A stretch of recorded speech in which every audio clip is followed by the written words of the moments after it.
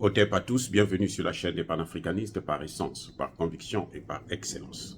Celle des citoyens qui émitent par nécessité et obligation de combat. Nous sommes une chaîne qui n'est guidée que par nos ancêtres et rien que par les ancêtres qui appartiennent à l'égrégore du monde noir. Par conséquent, nous ne croyons en aucun Dieu venu de l'étranger. Toutefois, cette vidéo n'est aucunement destinée à inciter à la haine ou à la violence, car nous menons un combat qui est d'abord et avant tout spirituel, intellectuel et démocratique. Ensuite, il est politique, géopolitique et géostratégique, contre l'impérialisme, le colonialisme, le néocolonialisme et l'endo-colona, qui sont tous qualifiés de crimes contre l'humanité. Nous menons ce combat sur la base du principe fondamental que nous avons hérité de nos ancêtres kémites, qui est celui de la Mahat, c'est-à-dire solidarité, vérité et justice. Vous êtes donc en droit de connaître la vérité et nous avons l'obligation de vous dire la vérité, rien que la vérité, afin que justice soit rendue au continent africain. Et ça, c'est notre modeste contribution dans cette noble lutte en faveur de la souveraineté, la dignité, la solidarité et l'unité africaine. C'est exactement ça que nous appelons le panafricanisme. Bien-aimés frères et sœurs, Monsieur Patrice Talon s'explique. Patrice Talon veut justifier la catastrophe qu'il a causée à son propre pays. Patrice Talon a parlé le 30 décembre 2023 en expliquant que, en fait, la CEDEAO n'avait pas le choix. Il dit que la CEDEAO avait décidé qu'il ne devrait plus y avoir de coup d'État en Afrique de l'Ouest. Et donc, il fallait qu'elle prenne des sanctions et les plus dures qui soient. C'est-à-dire les sanctions que vous voyez, et y compris l'intervention militaire. Or, ce que Patrice Talon oublie, ce que les conseillers de Patrice Talon oublient, ce que son ministre des Affaires étrangères oublie, parce que je pense qu'ils devraient tous repartir à l'école pour étudier un peu ce que c'est que l'ingérence dans les affaires intérieures d'un État souverain prévu par la charte. La charte interdit toute ingérence dans les affaires intérieures d'un État souverain. Période. Ça ne peut pas se... C'est clair et c'est net. Maintenant, le Niger étant membre de la CEDEAO, le Niger n'a pas adhéré à une institution supranationale. C'est-à-dire que la CEDEAO n'est pas au-dessus du Niger. La CEDEAO, la souveraineté du Niger ne dépend pas, n'est pas limitée à l'action de la CEDEAO.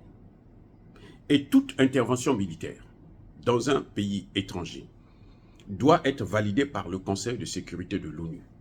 Vous avez vu que même les Nations Unies et les États-Unis et l'OTAN, pour intervenir en Libye, ils ont pris un semblant de résolution au Conseil de sécurité de l'ONU, où, bien entendu, la Chine et la Russie s'étaient abstenus. Et le mandat était limité, ils sont allés faire tout ce qu'ils voulaient. Mais ils sont quand même passés par un débat au Conseil de sécurité.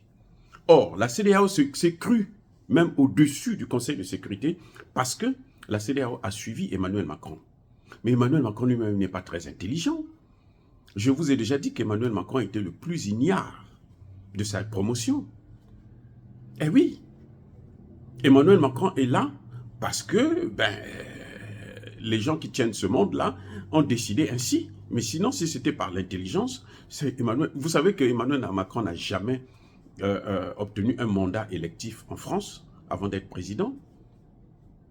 Ça veut tout dire. Bref, la CEDEAO ne pouvait pas opter pour une option militaire si elle n'avait pas la décision du Conseil de sécurité de l'ONU. Et pire, c'est que même l'Union africaine n'était pas pour une intervention militaire. L'Union africaine qui a dû tirer un peu en partie les leçons de la Libye, elle s'est laissée faire, ils ont écrasé la Libye, ils ont tué Kadhafi, et voilà le résultat, il n'y a toujours pas de démocratie. Donc, la CEDEAO ne peut pas venir donner des leçons comme ça à un pays souverain. Ça, c'est un premier point. Le deuxième point, c'est que M. Patrice Talon et ses collègues de la CEDEAO qui ont pris ces décisions ne se sont pas assis pour se poser la question de savoir pourquoi il y a eu un coup d'État. Et pourquoi il y a toute une chaîne de coups d'État dans la sous-région. Parce que vous ne pouvez pas abattre un arbre à partir de son tronc, il peut repousser. Il faut aller à la racine profonde, chercher à savoir pourquoi il y a des coups d'État. Si ils s'étaient posé cette question, ils allaient comprendre que la gestion chaotique, la direction que donnait Bazoum au pays, c'était une direction qui n'allait pas très bien. Ils auraient dû comprendre que Bazoum lui-même n'avait pas été réellement élu démocratiquement. C'est Emmanuel Macron qui l'avait placé au pouvoir avec Issoufou. C'est ça que ce sont les questions qu'il faut se... Il faut être objectif. Quand vous êtes objectif, vous pouvez comprendre ce qui se passe exactement. Mais si vous suivez des intérêts particuliers, ou bien vous êtes soumis à un ordre de quelqu'un qui n'appartient même pas à la sous-région, qui n'est pas de votre culture, qui ne connaît rien de votre culture, et quelqu'un qui est votre maître, qui est dominant, eh bien, écoutez, il va faire qu'à sa tête. Donc, l'un des problèmes que la CEDEAO a eu dans le cas du Niger particulièrement, c'est que la CEDEAO ne s'est pas posé la question, mais pourquoi ? La CEDEAO ne s'est même pas posé la question, mais comment se fait-il que dans un pays où il y a une communauté internationale, une base militaire de la communauté internationale, on n'arrive toujours pas à juguler le terrorisme? La CEDEAO, qu'est-ce qu'ils ont ces gens-là? Patrice Talon n'a plus de cervelle. Donc il ne peut pas dire que c'était la seule solution. On était obligé, oui, avant de prendre cette solution, mais regardez d'abord le fond du problème. Et pire, c'est que la CEDEAO a oublié la tradition africaine. La tradition africaine, on ne prend pas des sanctions sans avoir parlé avec même son propre fils ou sa fille. On doit d'abord faire asseoir, l'intéresser, on lui pose des questions, on cherche à comprendre quelles sont ses motivations. Et Tinubu étant l'aîné de loin de Tiani, Tinubu aurait pu faire le déplacement lui-même pour venir parler avec Tiani pour lui dire, bon, mon fils ou petit frère, qu'est-ce qui se passe? Dis-moi un peu qu'est-ce que tu as. Quel est le problème? Pourquoi tu fais ça? Tiani allait lui expliquer. Et quand il allait sortir de là, il n'allait plus écouter ce que Macron lui dit. Mais Tinubu s'est aligné sur la position de Macron. La CEDEAO s'est alignée sur la position de Macron. C'est normal qu'on en arrive à ce niveau. Donc voilà, l'argumentation est vraiment stupide. Je dis l'argumentation de Patrice Talon n'a ni tête ni queue. C'est l'argumentation d'un loser. D'ailleurs, lui-même, il le reconnaît. Il dit, si vous dites trop, c'est trop, et ne faites rien, c'est un péché.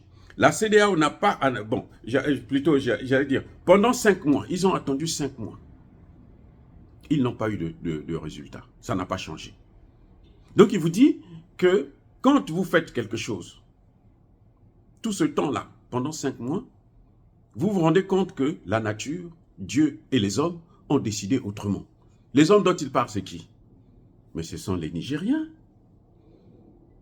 S'ils avaient cherché à analyser les causes, ils allaient tout de suite comprendre que mais les Nigériens sont avec Tiani. Les Nigériens ne supportaient plus Mohamed Bazoum. Voyez le problème là où il est. Là où il sent qu'il est vraiment un loser. Il n'a rien compris du tout de la géopolitique. Il peut être milliardaire, très bien, mais il n'a rien compris de la politique. Et il n'a qu'à aller faire son business, c'est tout, c'est mieux. Qu'il laisse la politique à des gens qui ont la tête sur les épaules. Il reconnaît qu'on a vu pendant 5 mois, ça ne marche pas. Et il vous dit carrément que non, quand c'est comme ça, si vous vous entêtez, alors que vous voyez bien que vous êtes limité, vous voyez bien vos limites, c'est que vous commettez une faute. Moi, je ne dis pas une faute, mais un péché. C'est un péché, carrément. Vous commettez un grave péché. Parce que des gens sont en train de mourir à cause de vos sanctions stupides, cruelles, inhumaines et illégales, illégitimes. Donc, M. Patrice Talon ne peut pas trouver ça comme argument. C'est tellement mesquin. C'est tellement mesquin de penser que c'est maintenant qu'il reconnaît que nos frères et sœurs sont en train de souffrir. Et il se met, c'est-à-dire qu'il s'arrange à ne pas expliquer la raison économique de son revirement. C'est parce que le port ne lui rapporte plus rien. Patrice Talon n'arrive même plus à payer ses salaires. Des salaires des fonctionnaires seulement. Et Dieu seul sait que chez nous, l'essentiel des travailleurs, ce sont les fonctionnaires. Donc, quand les fonctionnaires sont à genoux, c'est le pays qui est à genoux.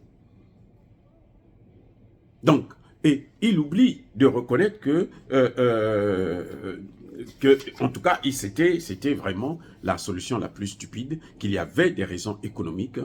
Il commence à sentir l'effet boomerang. Mais ils ne sont pas prudents. Ils auraient dû comprendre que la France et les pays européens qui ont pris des sanctions contre la Russie ont bousillé toutes leurs économies. Toutes les économies de l'Europe, là. Que ce soit la Grande-Bretagne, l'Allemagne, qui était d'ailleurs la première puissance de l'Europe, l'Allemagne, la France et tous les autres pays, Belgique et autres, toutes ces économies sont par terre à cause des sanctions stupides comme ce qu'on voit aujourd'hui au Niger. Le Bénin ne pouvait pas prendre de telles sanctions. Et non, il reconnaît, mais bien un retard, par la force des choses, à cause des conséquences, que si un homme n'est pas capable de se regarder dans le miroir et faire un rétropédalage, comprendre ses erreurs et les changer, c'est qu'il est stupide. C'est qu'il commet encore, une fois de plus, un péché. C'est la seule chose que j'ai retenue de meilleur, qu'au moins il a reconnu que nous nous sommes trompés. Et maintenant nous voulons corriger. Mais malheureusement, c'est trop tard, puisque le marché a été déjà pris par la Guinée et par le Togo. Patrice Talon n'est pas le seul. Il devrait comprendre que la Côte d'Ivoire et le Sénégal sont en train de payer les mêmes conséquences. Lui encore, Dieu merci, il a reconnu son tort. Au moins, pour ceux qui viendront après, ils ne vont plus être là à suivre la pensée d'Emmanuel Macron. Ils ne vont plus être là à chercher à protéger les intérêts de quelqu'un qui n'est même pas du continent, qui n'a rien à voir avec le continent en dehors de ses intérêts personnels. Ça, c'est la leçon qu'il faut tirer. Chaque fois que vous allez prendre des sanctions pour faire plaisir à votre maître, sachez-le que ces sanctions-là peuvent se retourner sur vous-même. Mais Patrice Talon n'avait pas été prudent, n'avait pas été intelligent, qu'il aurait dû observer d'abord. Mais les sanctions qu'on a prises contre le Mali, qu'est-ce que ça a apporté? Qu'est-ce que ça a apporté à la Côte d'Ivoire et au Sénégal? Patrice Talon devrait comprendre, mais attendez, plus on est en train de prendre les sanctions, ces pays-là sont en train de se réunir. Et visiblement, ils vont détruire, ils vont tuer la CEDEAO. La CEDEAO est par terre, là. La CEDEAO est à ramasser à la cuillère. Parce que le terrorisme qui frappe ces pays-là, ça frappe aussi le Nigeria.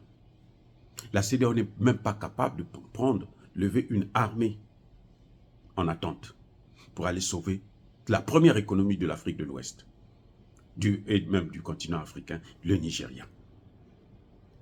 Et Patrice Talon oublie de dire qu'au moment où il est en train de faire ces déclarations, il est en train de recevoir les militaires français qui sont là pour quoi? Il n'a qu'à nous dire. Et c'est là où je salue la décision de Tiani de demander aux hommes d'affaires que si vous utilisez le port du Bénin, c'est votre affaire. Eh oui.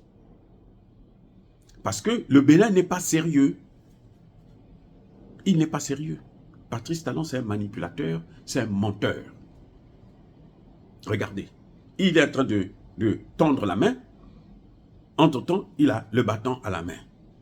Il est en train de collecter, rassembler les militaires français pour intervenir au Niger, pour intervenir dans la sous-région, pour intervenir au Burkina Faso. Est-ce que vous croyez que ça, c'est l'analyse, la réflexion d'un homme honnête, d'un homme qui a compris les choses? Je ne pense pas. Donc, Patrice Talon, j'allais oublier, mais Patrice Talon demande à ce qu'on libère Bazoum. C'est l'une des conditions, qu'on libère Bazoum et sa famille. Et il veut, lui aussi demande une feuille de route de la junte. La junte, les militaires au pouvoir, le CNSP, n'a aucune feuille de route à donner à Patrice Talon. Patrice Talon n'a qu'à gérer ses affaires. il n'a qu'à gérer le Bénin. Il n'est pas le président du Niger. Voilà, il a été élu, entre guillemets, au Bénin, pas au Niger. Il n'a pas été élu dans les deux pays.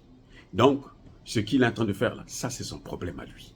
J'espère que le général Tchani ne va pas se contenter de ça. Mes excuses. Nous, ce que nous demandons au général Tchani, c'est de vite ouvrir un procès pour juger. Pour juger le président Bazoum. Dire cela, c'est inciter à la haine ou à la violence, non. Ya ba colère ve ya malembe. Encore une fois de plus, bien-aimés frères et sœurs, soyez bénis, soyez abondamment bénis par le Dieu de nos ancêtres kémites, mais que tous ceux qui persécutent le continent africain le pillent et le déstabilisent, qu'ils soient noirs comme Patrice Talon, qu'ils soient blancs comme Emmanuel Macron, qu'ils soient jaunes, qu'ils soient arabes, qu'ils soient juifs, qu'ils soient indiens, chinois, quoi que ce soit, qu'ils puissent être punis, maudits, foudroyés, neutralisés, écrasés, effacés par le Dieu des Kémites et par nos ancêtres angélisés. Vive l'Afrique éternelle, j'ai dit et j'assume.